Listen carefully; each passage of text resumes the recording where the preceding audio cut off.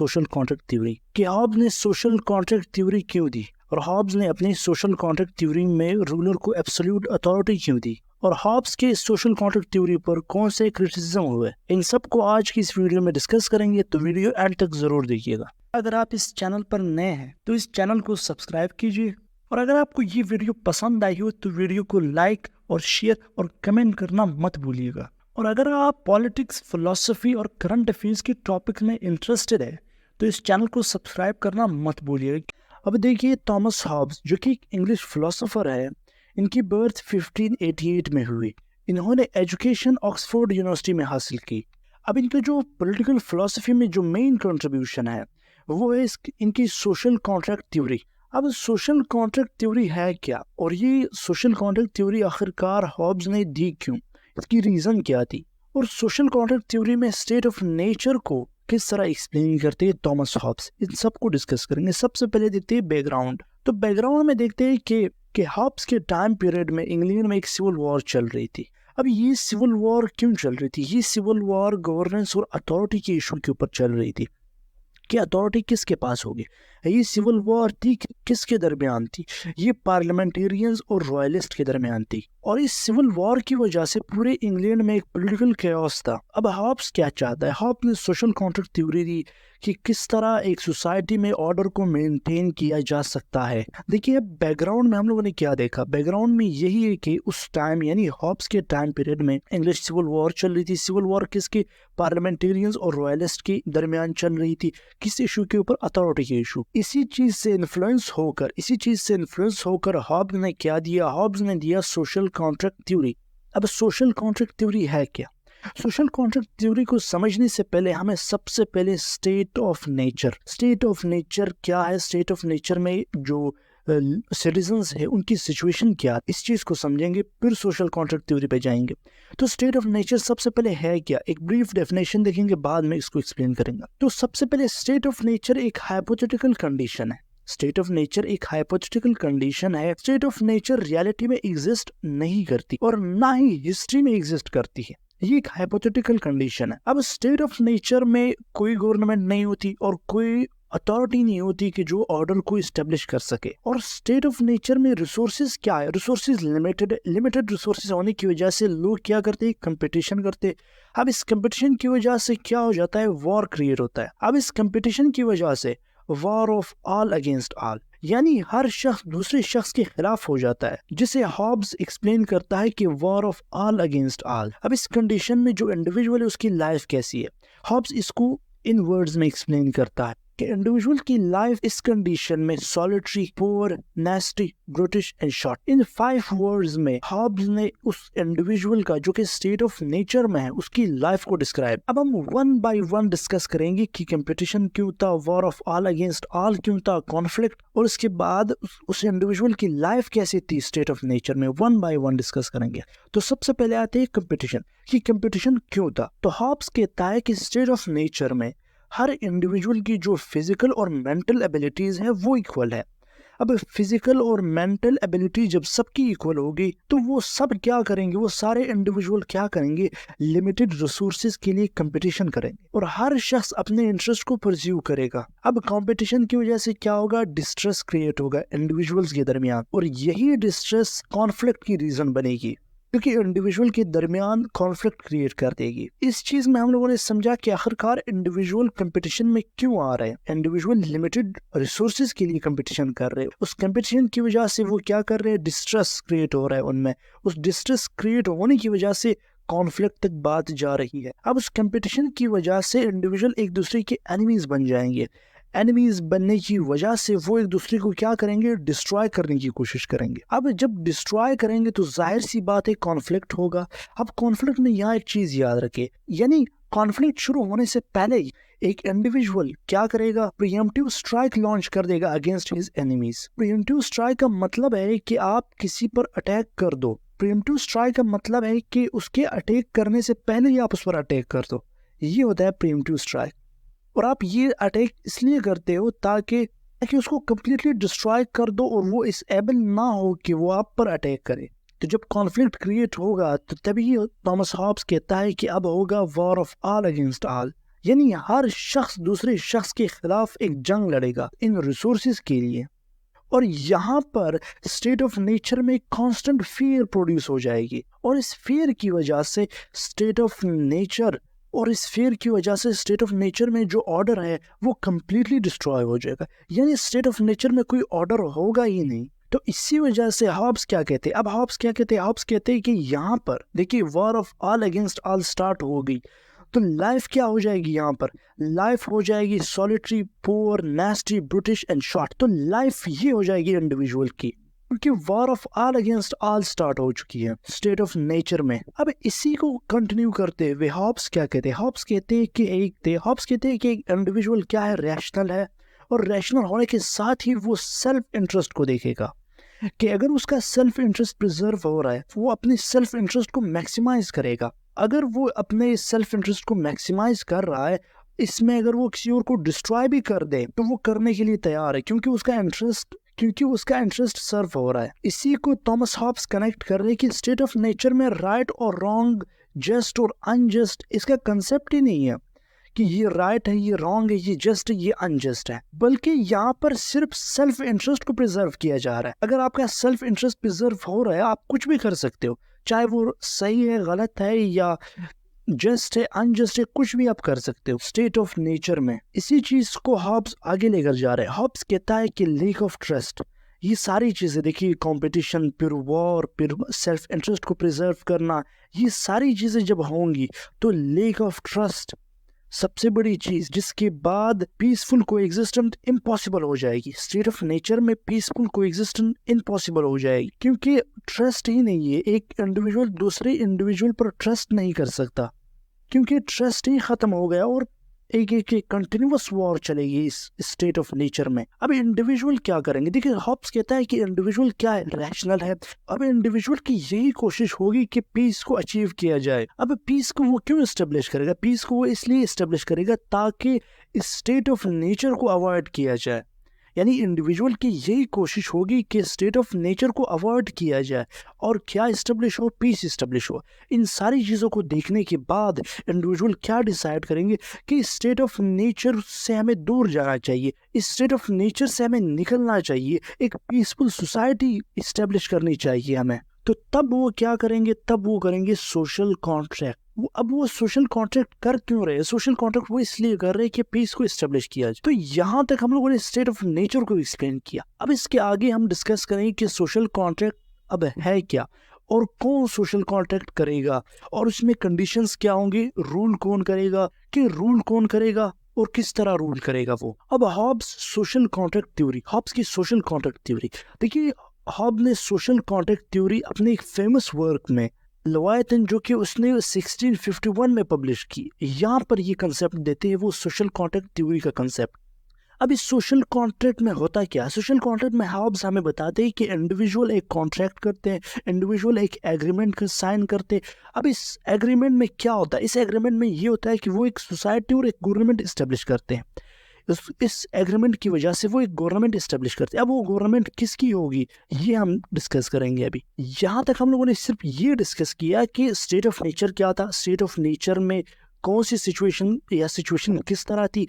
उसके बाद लोगों ने क्या फैसला किया, लोगों ने फैसला किया कि हमें पीसफुल एक सोसाइटी इस्टेब्लिश करनी चाहिए। जब उन्होंने ये सोचा तो उन्होंने क्या किया, एक सोशल कॉन्ट्रैक्ट किया। अब सोशल कॉन्ट्रैक्ट में वो क्या करेंगे, गवर्नमेंट इस्टेब्लिश करेंगे। ये सोशल कॉन्ट्रैक्ट में लोग क्या करेंगे, लोग अपने कुछ नेचुरल राइट्स और अपना कुछ फ्रीडम ये दे देंगे।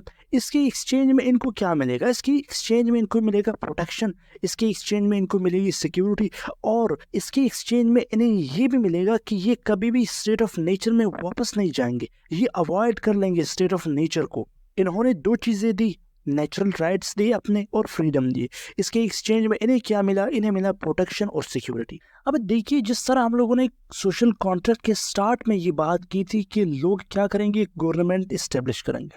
अब वो गवर्नमेंट कौन रूल करेगा, वो रूल करेगा एक सॉवरेन अथॉरिटी।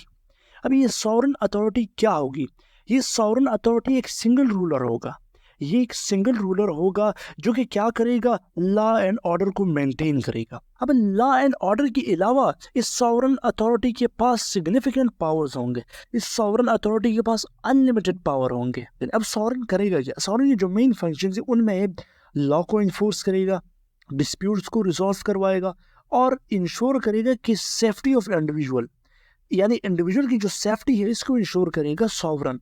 और सॉवरन ये भी प्रिवेंट करेगा कि फिर से लोग स्टेट ऑफ नेचर में ना चले जाए, यानी फिर से स्टेट ऑफ नेचर एस्टेब्लिश ना हो जाए। अब नेक्स्ट हम देखते हैं कि जो सॉवरन की जो अथॉरिटी है वो एब्सोल्यूट होगी, यानी सॉवरन की जो अथॉरिटी है वो एब्सोल्यूट होगी। इसका क्या मतलब है, इसका मतलब है कि सॉवरन की अथॉरिटी अनचैलेंजेबल है, इसको आप चैलेंज नहीं कर सकते, यानी इसके खिलाफ आप रिवोल्ट नहीं कर सकते। नेक्स्ट है ओबीडियंस। अब सिटीजन्स को चाहिए कि वो ओबे करे सॉवरन के लॉ को और कमांड को, ताकि सोसाइटी में पीस और ऑर्डर इस्टेब्लिश हो। क्योंकि अगर सिटीजन्स सॉवरन के लॉज और कमांड को फॉलो नहीं करेंगे तो फिर से ये खतरा है कि वो फिर से स्टेट ऑफ नेचर में चले जाएंगे।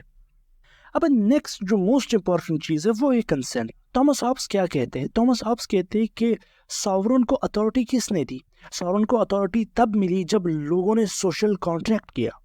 अब जब एक बार सोशल कॉन्ट्रैक्ट हुआ तो उसके बाद उस सोशल कॉन्ट्रैक्ट से पीछे हटना या उस सोशल कॉन्ट्रैक्ट को ना मानना, ये वायलेशन होगी इस एग्रीमेंट की। यानी इसका मतलब ये है कि अगर एक बार इंडिविजुअल इंटर हो गए सोशल कॉन्ट्रैक्ट में, अब वो ये नहीं कह सकते कि नहीं अब हमें ये सोशल कॉन्ट्रैक्ट मंजूर नहीं है, नहीं, अब वो फॉलो करेंगे सिर्फ किसके, सॉवरन की जो ऑर्डर और कमांड्स है उनको फॉलो करेंगे।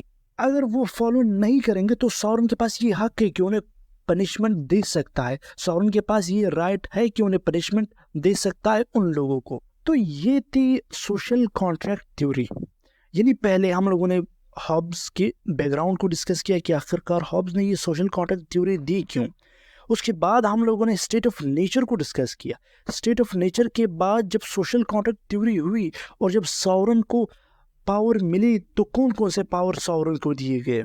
अब हम डिस्कस करेंगे कि आखिरकार थॉमस हॉब्स के इस थ्योरी यानी सोशल कॉन्ट्रैक्ट थ्योरी पे क्रिटिसिज्म क्या क्या हुए, कौन से ऐसे क्रिटिसिज्म आए जो कि इस थ्योरी के ऊपर हुए हैं, वो डिस्कस करते हैं। तो क्रिटिसिज्म में सबसे पहले अथॉरिटेरियनिज्म, यानी इसका मतलब क्या है।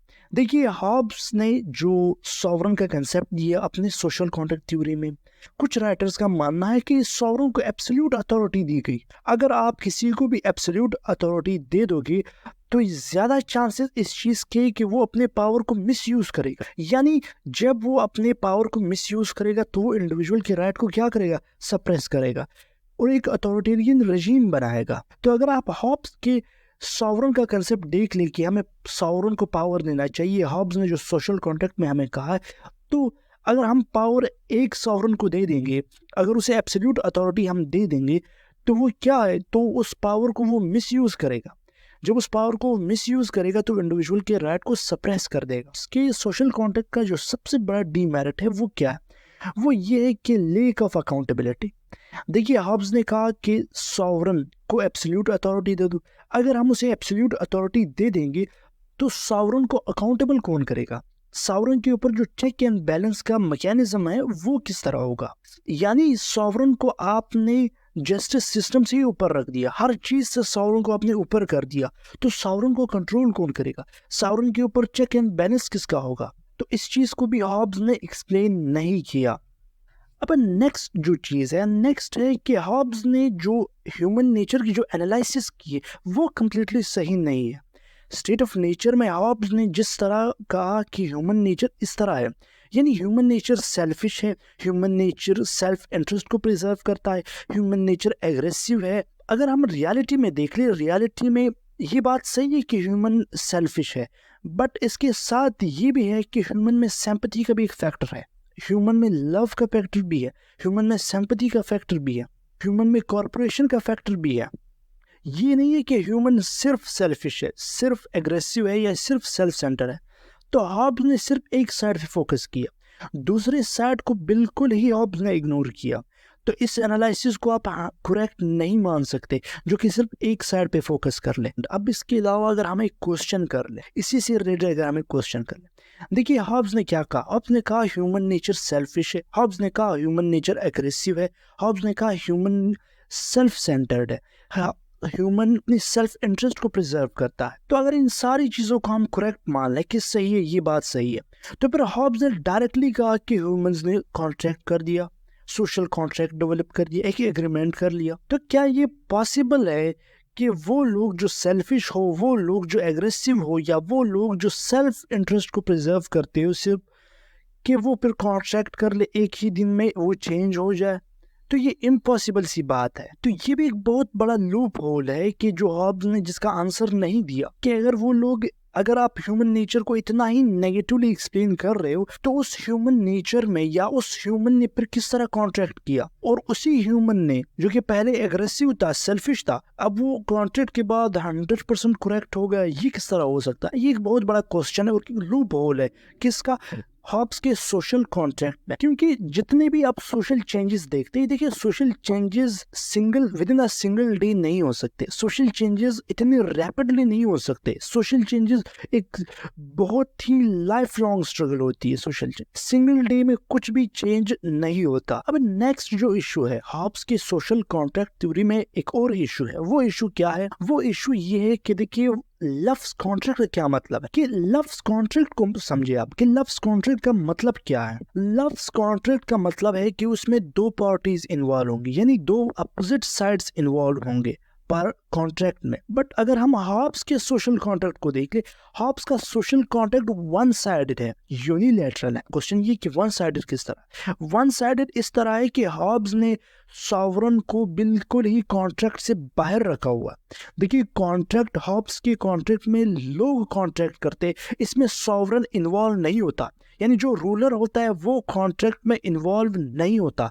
लोग कॉन्ट्रैक्ट करते और उस कॉन्ट्रैक्ट की वजह से वो लोग उस सॉवरन को ये अथॉरिटी दे देते हैं कि वो रूल करे। बट यहाँ पर क्वेश्चन ये है कि फिर आप इसको कॉन्ट्रैक्ट क्यों कह रहे हो?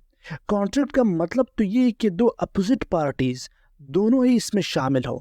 अगर सॉवरन या जो रूलर जिसको हॉब्स कहते हैं सॉवरन, अगर वो भी इस कॉन्ट्रैक्ट का हिस्सा होते तभी हम इसको कॉन्ट्रैक्ट कहते हैं। बट यहाँ पर तो लोग ही है सिर्फ, और कोई पार्टी है ही नहीं, अपोजिट जो पार्टी है वो है ही नहीं, तो इसको आप कॉन्ट्रैक्ट क्या कह सकते हो या नहीं? ये भी बड़ा क्वेश्चन है हॉब्स के सोशल कॉन्ट्रैक्ट। नेक्स्ट है कि loss of individual right. Hobbes ने हमें कहा था, देखिए हॉब्स ने ही कहा था कि अगर आपने सोशल कॉन्ट्रैक्ट यानी जो एग्रीमेंट आपने करना है, तो उसमें आपने कुछ इंडिविजुअल जो आपके नेचुरल जो राइट्स है वो आपने देने हैं, उसके एक्सचेंज में आपको सिक्योरिटी मिलेगी, आपको प्रोटेक्शन मिलेगा। बट क्वेश्चन यहाँ पर ये है कि अगर सॉवरन अपने इन प्रोमिसेस को फुलफिल ना कर पाए, सॉवरन जिसको हम लोगों ने ये अथॉरिटी दी है, जिसको कॉन्ट्रैक्ट के बाद ये अथॉरिटी मिली है कि वो रूल करे, अगर वो सॉवरन इन चीजों को फुलफिल नहीं कर पाए, इन प्रोमिसेस को फुलफिल नहीं कर पाए, यानी अगर वो सॉवरन इंडिविजुअल को सिक्योरिटी नहीं दे पाए, तब क्या होगा? तो हॉब्स इस चीज पर खामोश है। हॉब्स ने फिर अल्टरनेटिव नहीं दिया। अगर सॉवरन फेल हुआ अपने प्रोमिसेस को फुलफिल करने में, तब क्या होगा? तब इंडिविजुअल के पास कौन सा